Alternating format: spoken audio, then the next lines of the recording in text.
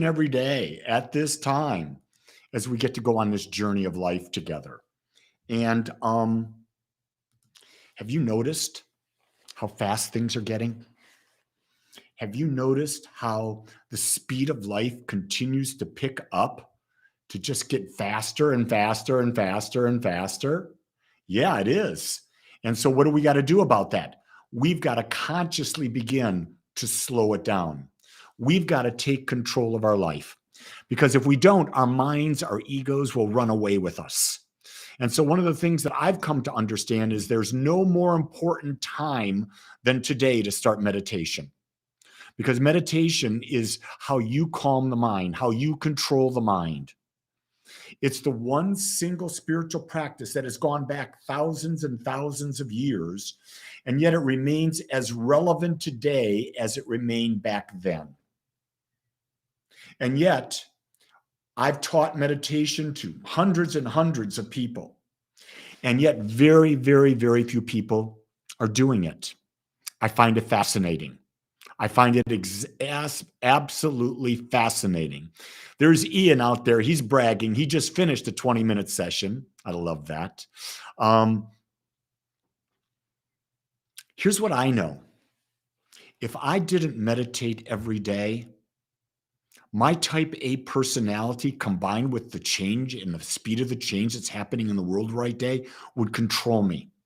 I would literally be out of control. Daisy, what made me find my appreciation for meditating? I'll tell you what. I just got tired. I got tired of me. I got tired of my ego controlling me. I got tired of my ego running away with me. And this was back 25 years ago when I was in the corporate world. 26 years ago. This was in 1995 when I decided to learn transcendental meditation. And I started learning transcendental meditation, and I've learned so many forms of meditation now. And I've done 7 10-day silent meditation retreats. I've been to India, did a 16-day silent meditation retreat. I've done half-day silent. I meditate every day, twice a day. I've done that for 25 years. It's what I do. What I realize if I skip, I feel the difference in me. I feel the difference in me. And I like me after I've meditated. So let me say good morning to Richard, to Daisy, Joe, to Chris, to Marilinda, to Leah. Leah's out there. Jackie, Linda Ray, Ian, Jean T. Yeah, check in with me. And you'll notice that I put a link out there. I'm doing a workshop today, 10 o'clock, not even 2 hours from now, on debunking the myth of love. This is the best I got. I'm going to talk to you about what love is because I'm going to tell you, you don't know. You've been brainwashed into believing it's something it's not. So if you're interested, click on the link. You'll get a Zoom link and you can be a part of it with me and look at that. Also, we've got a chat going on out there and you can sign up with the chat. I put that link out there as well. Wendy says, I'm headed out to teach my fitness boot camp. Hope you meditated first. Dion, good to see your face out there. Hi, John and Jean T. Linda. I love that you're checking in. I love that I get to see your names and see your little pictures if you got pictures out there. Helps me identify, helps me connect with you. Here's what I'm understanding. Our ability to have real friends has been going down and down and down. They say through the pandemic, it's even gotten worse. And the studies show that it's really affected men. Really affected men more than women. And it's really interesting because if you don't have friends, who's supporting you? And what I'm hearing is that there's the increase in suicide, increase in depression, increase in addictions, increase in drinking of alcohol, all sorts of drug addictions. Everything's going up because we don't feel supported. So let me bring it back to where we started. The world is going faster and faster and faster, isn't it? That's why you need to meditate. When you meditate, you become your own best friend. Jean and I were having this conversation just last week when we were out to dinner. We were talking about the fact that when we were younger, we had friends. We would go out Friday, Saturday, and do something on Sunday with different people every week, always doing that. Now we go out with each other. Why? That's a really good question. Jean believes is that where we are in awareness, we just haven't found couples that are a vibrational match to where we are, and we prefer being with ourselves and not playing silly games, not doing all this nonsense of idle chit chat that I find irrelevant, or complaining and gossiping. Let me just say it as it is. 90% of all human conversation is complaining and gossiping. And if you watch your day today, if you really watch your day today, and you listen to what people are saying, and you listen to what you're saying, you're going to find it's about complaining and gossip. Hate to say that, but that's my experience. And I just don't want to be a part of that. And you might say, well, Lee, you're complaining about it right now. In a way, I was, wasn't I? Ooh, I'm guilty.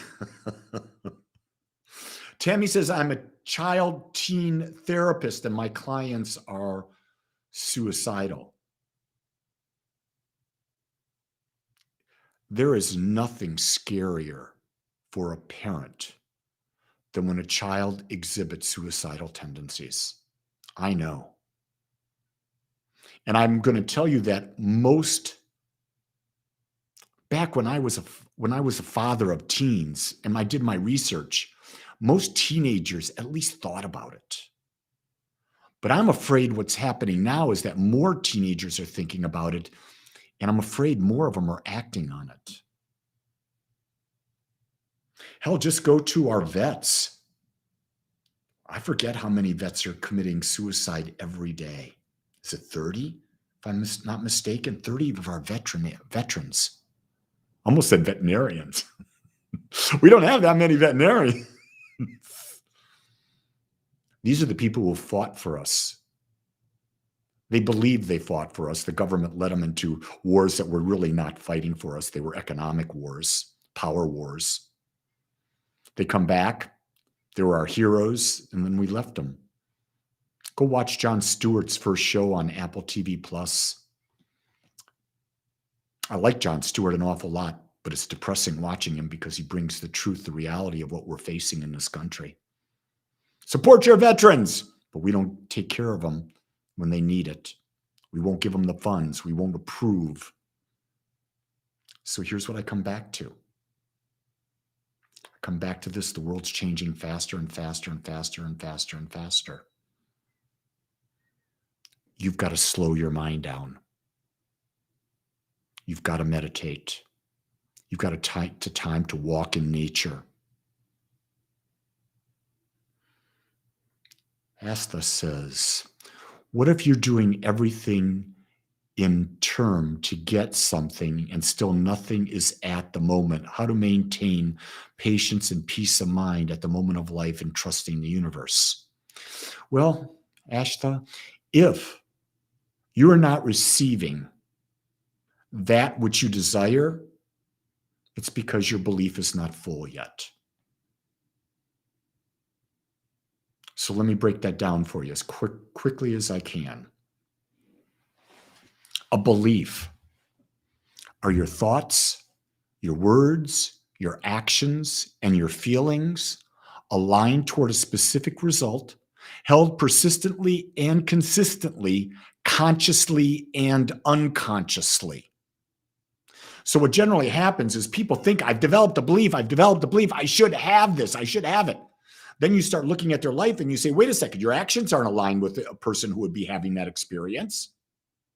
And then you realize that There's a subconscious belief that's even deeper, that's negating what they're consciously trying to experience. So there's more time involved in building the belief. So not only is it when you're consciously thinking about, let's say, abundance or relationships or health, whichever aspect of life it is, your unconscious is thinking the same thing.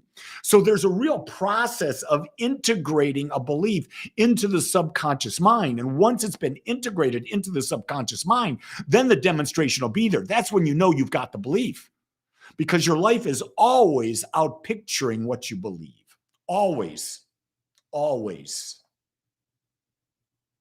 Don't believe me? Look at your life and test it for yourself. That's what I tell people. I'm not your guru. I don't know your truth. I don't know what is true. I just know what seems to work for me. And so what I try to do is I try to share what works for me, so maybe you can use it in your life to see if it works for you. We're on a journey together. I do this because I want to be friends with you. I want to be on this journey with you. I want you to come with me on the journey. I want us to awaken to a greater life together. That's what we're doing. That's why I do this every day, 7 days a week. Why I lead guided meditations 7 days a week. Why I have Agape gatherings. Why I teach classes. Why I do workshops. Because here, let me tell you how selfish I am. Every time I do one of these, I benefit. Because if I get to teach, I learn at a deeper level. And not only do I teach, but I get to practice as I teach. So I go deeper and deeper and deeper. So don't think I'm this guy that's giving all the time. I'm receiving as well, because I understand the universe is always about circulation. So if you're not getting something in your life, ask the question, am I circulating it? Am I giving as much as I'm receiving? If you're not giving as much as you're receiving, you're blocked. You're blocked. You're emotionally, mentally constipated. So you might as well give yourself a nice spiritual enema and start giving a little bit. With that, I'm going to check out because I've given you a good amount. If you want to join me, the link is out there in the description. You can sign up for the workshop. There's still time. And if you do, I'll see you at 10 o'clock.